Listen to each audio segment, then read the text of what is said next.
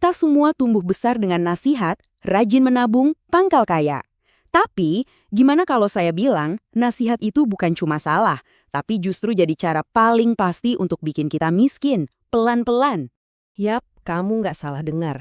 Sistem yang selama ini kita percaya buat jagain hasil kerja keras kita, ternyata justru dirancang untuk mencurinya setiap detik tanpa kita sadar. Kedengerannya mungkin gila kan? Tapi ayo kita bedah bareng-bareng buktinya. Pertanyaan ini sengaja dibuat biar kamu nggak nyaman. Dan emang itu tujuannya.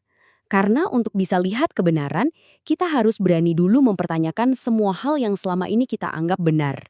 Oke, untuk ngertiin jebakan ini, kita harus bongkar dulu ilusi terbesar soal uang, yaitu bedanya antara angka yang kamu lihat di rekening dengan apa yang sebenarnya bisa dibeli sama angka itu. Nah, di sebelah kiri kita punya nilai nominal. Ini cuma angka yang bikin kamu ngerasa aman. Tapi yang benar-benar penting itu yang di kanan. Daya beli atau purchasing power. Inilah nilai asli dari uang kamu. Karena ya percuma kan kalau angka di rekening naik tapi buat beli apa-apa makin susah. Itu artinya kamu sebenarnya jadi lebih miskin. Nah, ini nih yang bikin konsep tadi jadi kebayang banget. Coba ingat-ingat deh. Tahun 90-an, duit Rp10.000 itu bisa buat traktir bakso sekeluarga. Hari ini, dapat semangkuk aja udah untung. Angkanya sama-sama 10.000, tapi nilainya hancur. Jadi, gimana ceritanya ini bisa terjadi? Kok bisa nilai uang kita kayak dicuri diam-diam gitu? Jawabannya ada di dua rahasia besar sistem keuangan yang sekarang bakal kita bongkar. Rahasia pertama itu namanya inflasi. Kita sering dengarnya kayak istilah ekonomi yang ribet ya. Tapi coba deh, bayangin inflasi itu sebagai pajak gaib. Pajak yang nggak pernah kamu setujui, tapi dipaksa kamu bayar setiap saat lewat nilai uang kamu yang terus-terusan turun. Sumber utama pajak gaib ini apa? Ya ini, pencetakan uang. Bank sentral itu bisa loh menciptakan uang baru dari nol. Sistem inilah yang dikenal sebagai uang fiat. Logikanya simpel, makin banyak uang yang beredar buat ngejar barang yang jumlahnya gitu-gitu aja, ya makin nggak berharga tiap lembar uang yang kamu pegang. Terus siapa yang diuntungkan? Pastinya bukan kita-kita. Fenomena ini namanya efek Cantillon. Institusi-institusi besar dan pemerintah itu dapat akses ke uang baru duluan, pas harga-harga masih murah.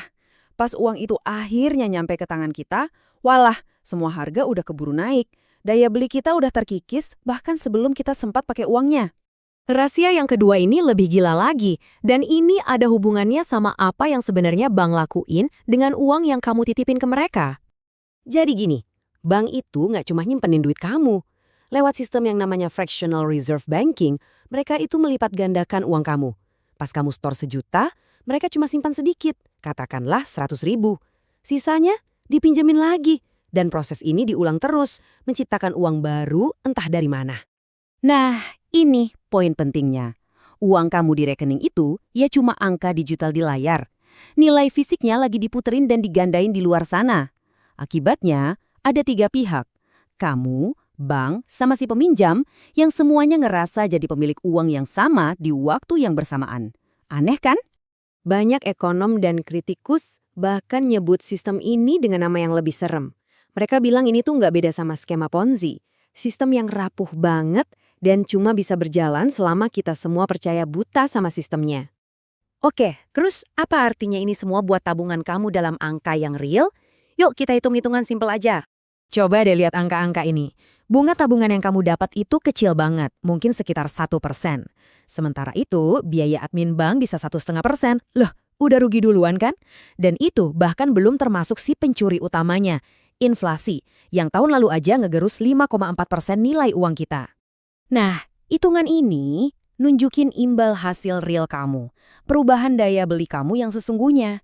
Jadi bukan cuma nggak untung, tapi setelah dipotong inflasi, kamu itu beneran kehilangan hampir 4,5% nilai uang kamu tiap tahun. Nggak kerasa, tapi pasti. Jadi intinya gini, nabung di bank itu kayak lari di atas treadmill. Kamu kerja keras tiap bulan, tapi secara keuangan kamu nggak maju-maju. Kamu itu dijamin rugi, pelan-pelan tapi pasti setiap tahun. Ini semua kan akhirnya bikin kita mikir ulang soal semua nasihat keuangan yang kita dapat seumur hidup kita. Coba deh dipikirin, sebuah sistem perbankan yang butuh suntikan dana segar terus-terusan, pastinya untung banget kalau masyarakatnya diajarin buat rajin nabung. bukan diajarin buat investasi, apalagi sampai mempertanyakan cara kerja uang itu sendiri. Jadi, siapa yang diuntungkan? Dan ini dia pertanyaan paling penting buat masa depan finansial kita semua. Kalau kapal yang namanya tabungan ini pelan-pelan tenggelam, kita mau pindah ke skoci yang mana? Inilah yang bikin kita akhirnya harus cari alternatif. Ada yang balik lagi ke aset fisik yang udah terbukti ribuan tahun, kayak emas atau properti. Ada juga yang lihat ke masa depan, ke aset digital. Jawabannya nggak ada yang gampang, tapi pertanyaannya wajib kita tanyakan sekarang. Tujuan dari pembahasan ini sebetulnya bukan buat ngasih kamu jawaban pasti, tapi buat mastiin kamu mulai nanya pertanyaan yang benar sebelum daya beli yang udah susah payah kamu kumpulin itu hilang gitu aja. Nah, sekarang giliran kamu. Menurut kamu di mana sih tempat paling aman buat nyimpan hasil kerja keras kita? Emas, properti, atau aset digital? Tulis pendapat kamu di kolom komentar ya, kita diskusi bareng-bareng.